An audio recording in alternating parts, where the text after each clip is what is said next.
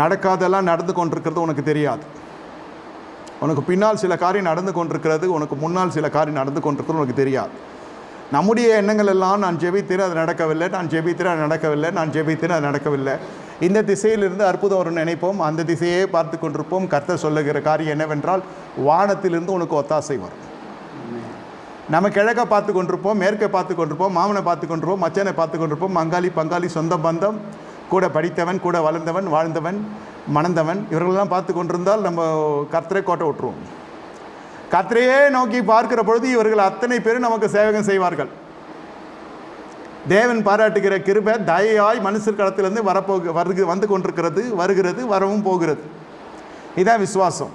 ஆனால் சேவித்தல் என்று சொன்னால் கரடு முரடான பாதை, நம்முடைய சூழ்நிலைகள் போதகருக்கு ஒரு அருவருப்பான பாத்திரமாய் போதகர் பார்த்தாலும் சரி, இல்லை சபைக்கு இந்த மனசு